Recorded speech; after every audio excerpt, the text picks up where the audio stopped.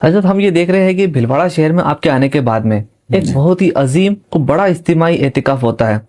تو آپ کے ذہن میں یہ کیسے آیا کہ آپ کو اس بڑے پیمانے کے اندر اعتکاف کرنا چاہیے؟ اس بارے میں حضرت ارشاد فرمائیں۔ اصل میں 2020 میں جب بھیلواڑہ آیا تو شروعات کے دنوں میں کئی جگہ میری محفل نکاح میں شرکت ہوئی، ٹھیک ہے۔ اس وقت میں ہم نے یہ دیکھا سامنے جو جن کا نکاح دولہا ہے،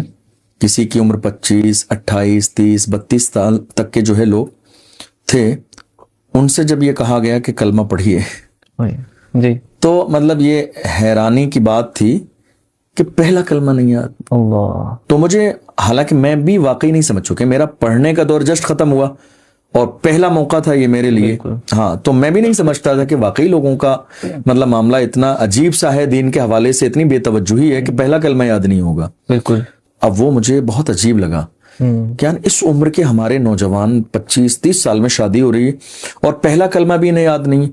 تو اب وہ میرے ذہن میں بار بار یہ آتا کہ ہم نوجوانوں کے لیے کیا کریں کہ ہماری قوم کے ہر نوجوان کو کم سے کم کلمے یاد ہوں۔ اب چونکہ ہمارے جو نوجوان ہیں 20 سال، 22 سال، 25 سال کے، تو یا تو وہ کالج میں ہیں، جو کالج سے پڑھائی مکمل کر چکے ہیں تو وہ کوئی نہ کوئی جاب کرتے ہیں، تو ان کے پاس اتنا وقت ہی نہیں ہے کہ ہم ان کو بٹھا کے کسی بھی طرح پڑھا سکیں۔ تو بہت غور و فکر کے بعد ہم نے یہ دیکھا کہ رمضان کے مہینے میں بہت سارے نوجوان جو ہے یعنی 11 مہینے کام کرتے ہیں اور بہت سارے نوجوان پورے مہینے کی رمضان کی چھٹی ہی لے لیتے ہیں۔ تو ہمارے ذہن میں یہ بات آئی کیوں نہ ہم اس وقت کو اچھے طور پر استعمال کریں، تو ہم نے اسی جو خالی وقت تھا گھومنے پھرنے کا، اسی کو صحیح استعمال کرنے کے بارے میں سوچا۔ تو ہمارے ذہن میں آیا کہ بہتر ترکیب یہ ہے کہ ہم آخری عشرے کا